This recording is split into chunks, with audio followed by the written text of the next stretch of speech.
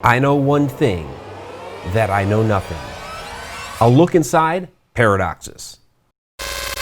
Welcome to Haunted Road Media. I'm author and ghost historian Mike Ricksecker. Explore with us. Paradoxes are all around us, but they permeate throughout our popular culture.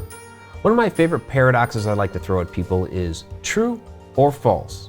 I'm lying. Trying to wrap your head around how those states of being can't exist properly with that simple question and answer combination makes it a paradox. Let's take a look at some of these paradoxes and how we're familiar with them.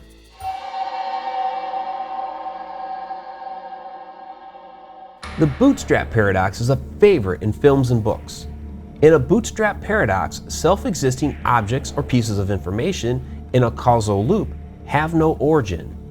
For example, a person travels back in time to give themselves an object to perform some act, which they retain until that moment in the future when they travel back in time to give it to themselves again.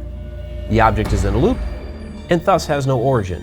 I first saw this play out in film when I was a kid and fell in love with the movie Somewhere in Time, starring Christopher Reeve and Jane Seymour. Reeve's character Richard receives a pocket watch from an old woman named Elise. When he travels back in time, Richard hands the pocket watch to a young Elise before he disappears, and Elise hangs on to it until she becomes the old woman and gives it to Richard. Thus, the watch has no place of origin. The time-traveling Netflix series Dark, my favorite series as of this recording, is loaded with bootstrap paradoxes. The book, A Journey Through Time by H.G. Tannhaus, is handled by multiple characters throughout the series and eventually ends up in the author's hands, at which point he actually writes the book for the first time. However, he couldn't have written the book to begin with without having seen the book first. Similarly, in that series, Michael's letter that he writes before he hangs himself is given to him by his time-traveling son Jonas before he even writes it. Jonas keeps the letter for himself, which he gives to another version of himself later, but Michael wouldn't have known what to write in the letter if Jonas hadn't shown him to begin with. Again, the information in the letter has no place of origin.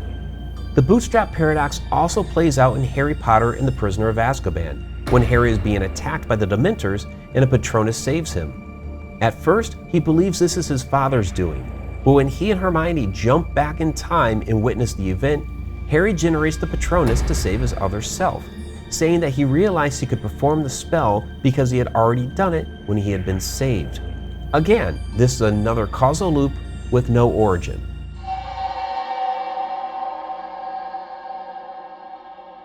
The grandfather paradox name comes from the name's common description.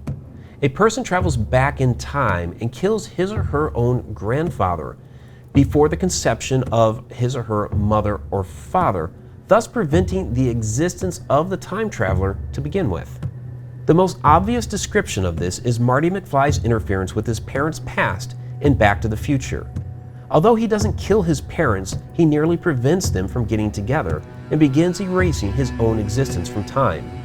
Marty's brother and sister begin disappearing from a photo he carries, and he almost disappears himself before his parents finally have their big kiss.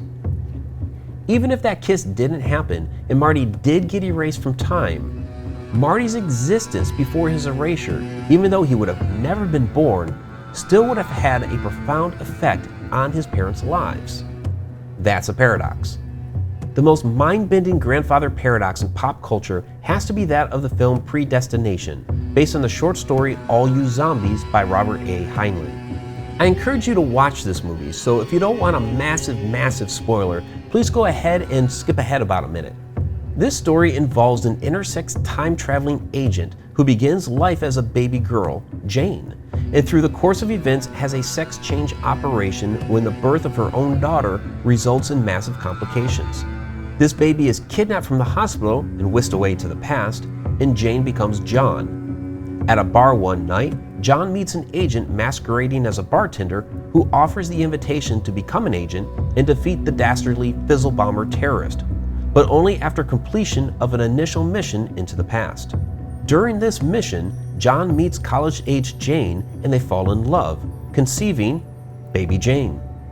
By the time the story is finished being told, you've come to realize that Jane, John, the bartender time agent, and the fizzle bomber are all different versions of the same person at different points in time, all interacting with each other and affecting each other's lives.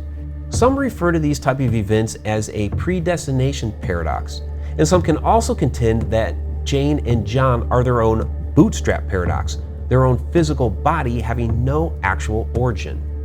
Some look at the concept of the grandfather paradox and believe that these alterations of the past actually generate parallel universes. The idea here is that when the time traveler kills his or her own grandfather, the time traveler is actually killing a parallel universe version of the grandfather, and the time traveler's universe of origin is actually unaltered. This may be what we see in the film Looper, when old Joe from the future has traveled back to kill the Rainmaker, who was only a child at the time. When young Joe kills himself to prevent this from happening, he states that he saw a world in which an angry child grows up to become someone destructive. But that world is destroyed when young Joe kills himself and old Joe disappears.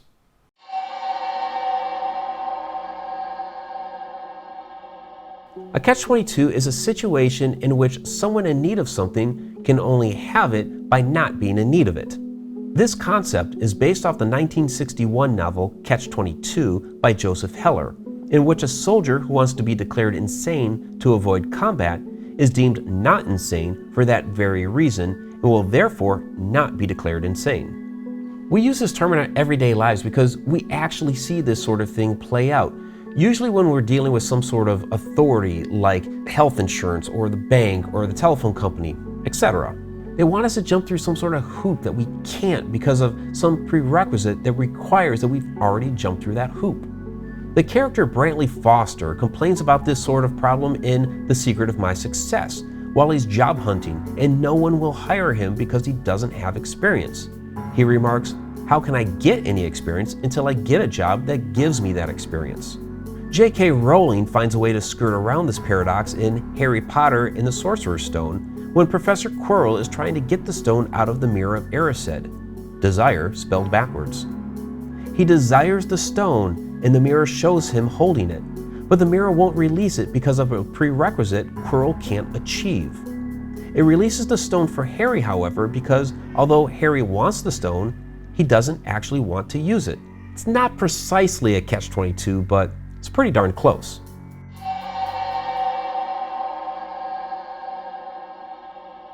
On a recent broadcast of Beyond the Shadows, I was asked about the Fermi Paradox, which I'll go ahead and address here.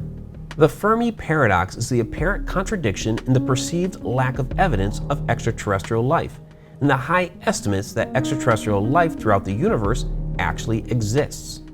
I say perceived lack of evidence since there are many throughout the UFO community that have made a case for ET visitations here on Earth. But for this paradox, we'll go ahead with that mainstream idea that we haven't yet discovered extraterrestrials. The high probability comes from the fact that there are billions of stars with their own solar systems in our galaxy, and there are billions of galaxies in the known universe.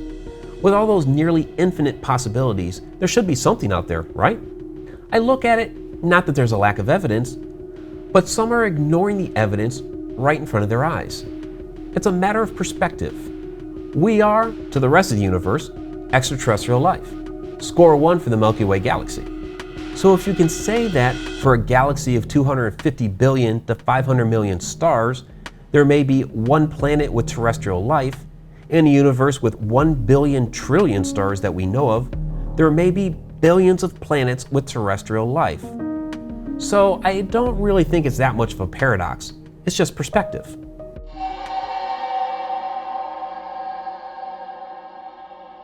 Speaking of perspective, here's a couple of optical illusion paradoxes for you.